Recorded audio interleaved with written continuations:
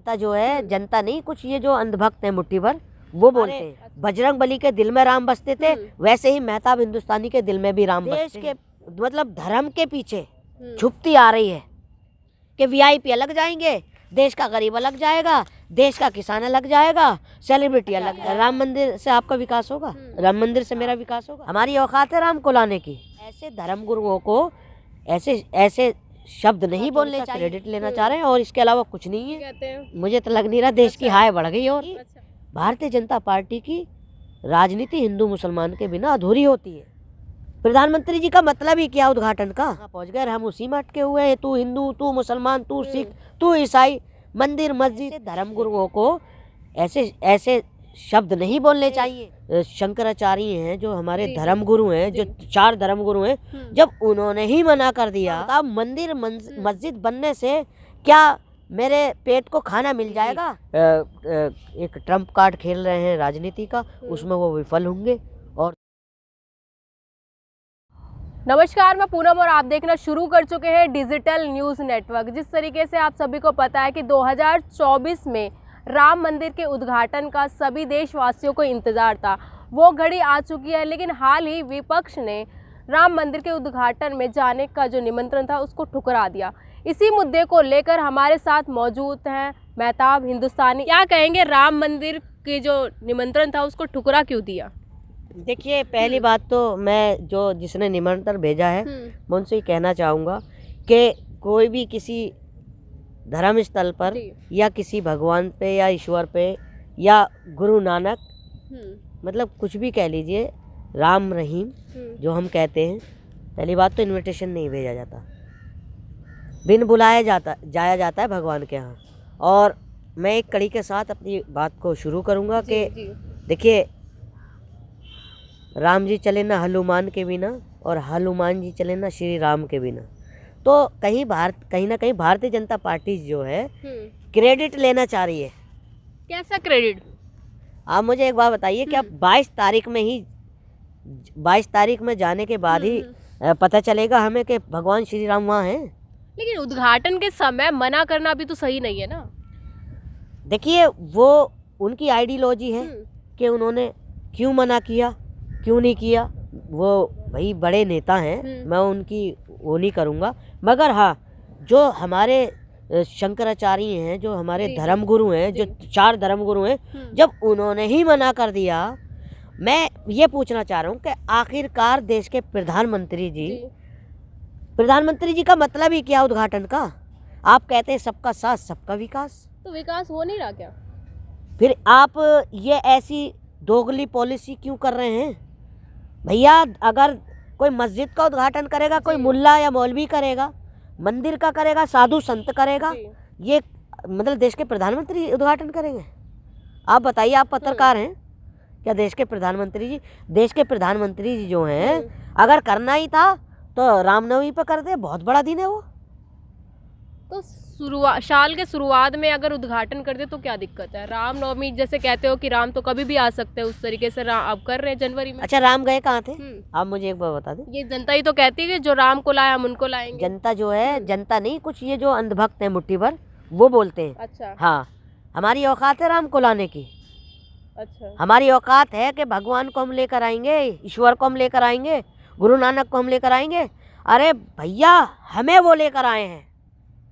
ये जो इन्होंने चश्मा पहन रखा ना, अंधभक्त जिनको बोलते हैं। अंधभक्त कौन होता है? काली पट्टी, जिनको कुछ नहीं दिखाई देता। अच्छा। खाली विनाश भी विकास दिखाई देता है। अच्छा। उनको अंधभक्त बोलते हैं। जिनको बुरा भी अच्छा दिखाई देता है उनको अंधभक्त बोलते हैं। अच्छा। जिन्हें लॉजिक दिखाई ही नहीं देता, उनको देश के मुद्दे नहीं दिखाई दे रहे, देश की बेटियों की जो सुरक्षा है वो नहीं दिखाई दे रही, देश का रोजगार नहीं दिखाई दे रहा। क्या एक बात बताओ, मंदिर मस्जिद बनने से क्या मेरे पेट को खाना मिल जाएगा?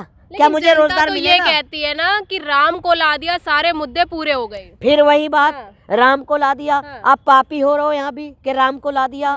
भैया, राम श्री राम हमें लेकर आए हैं। जैसे कि हमारे बजरंग बली के दिल में राम बसते थे, वैसे ही मेहताब हिंदुस्तानी के दिल में भी राम बसते हैं।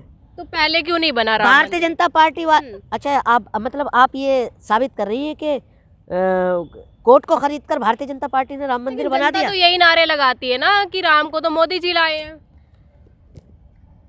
देखिए, मैं आपसे ये कहना चाहूंगा, आपको भी ये शब्द नहीं बोलने चाहिए कि मोदी जी राम को मैं नहीं लेकर बोल आए। रही, जनता बोल रही। देखिए, ये आप इसमें पाप में शामिल हो रहे हो।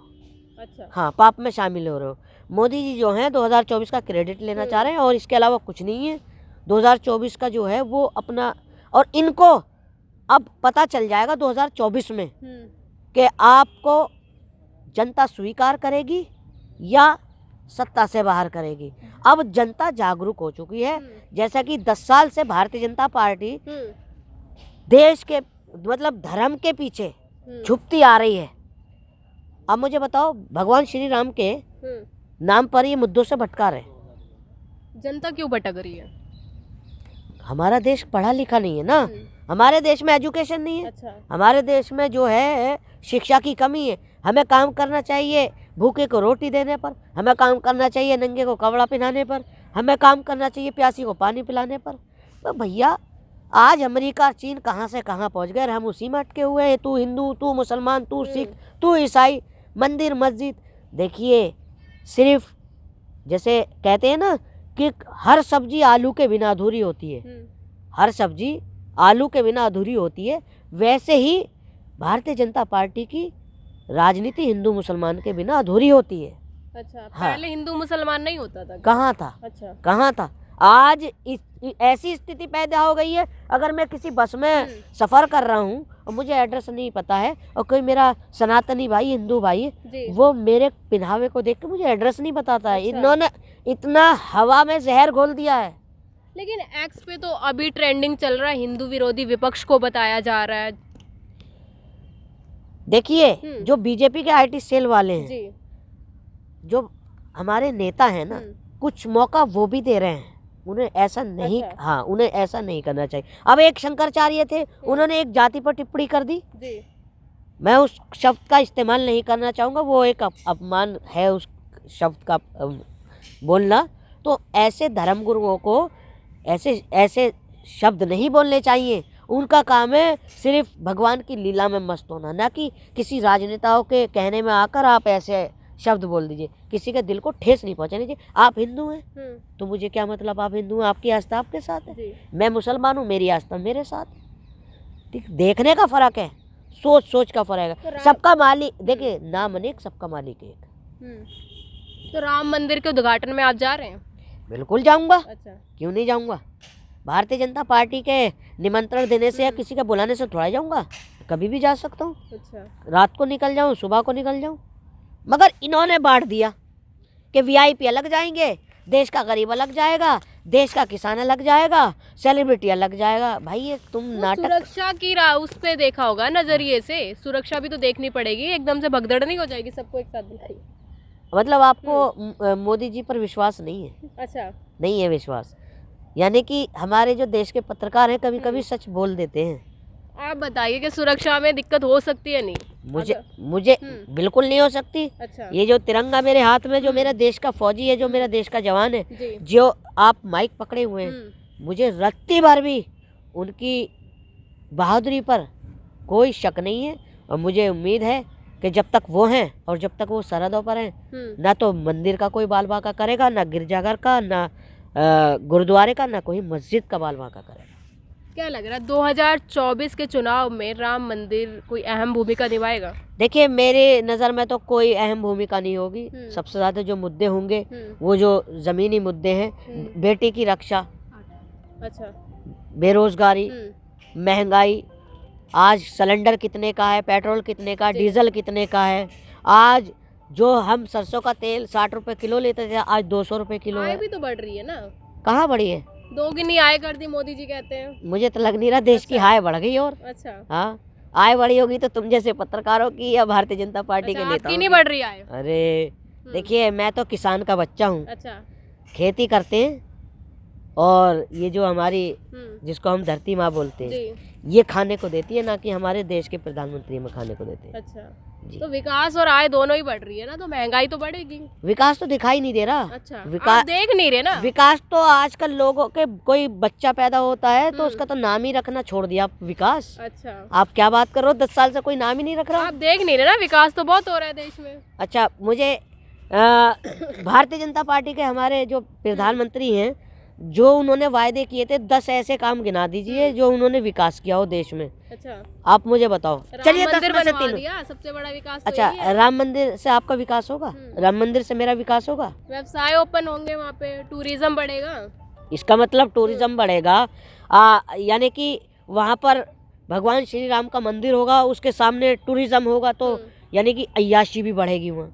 बड़ी शर्म की बात है कि एक अमरनाथ, केदारनाथ है, वहाँ पर लोग जल लेने जाते हैं, क्या वो टूरिज्म है?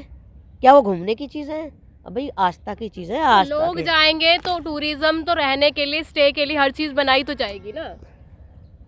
देखिए, बनाइए, मगर इन चीज़ों से दूर। अच्छा, 10-12 किलोमीटर दूर चल कर बनाइए, ना कि वहाँ पर बना दें आप। ये जो होते हैं, मस्जिद हुआ, मंदिर हुआ, गिरजाघर हुआ, गुरुद्वारा हुआ, ये आस्था की जगहें होती हैं। ये चीज़ें दूर रहनी चाहिए इनसे। तरीके से आप सभी ने देखा कि राम मंदिर को लेके इनका साफ साफ कहना है कि कहीं ना कहीं राम है वो आस्था का प्रतीक है और सभी को जाना चाहिए। हालांकि इनका ये भी कहना है कि 2024 के चुनाव को लेकर राम मंदिर की जल्दबाजी में उद्घाटन किया जा रहा है। आप लोगों की क्या राय है, हमें कमेंट बॉक्स में ज़रूर शेयर कीजिएगा। फिलहाल के लिए दीजिए इजाज़त।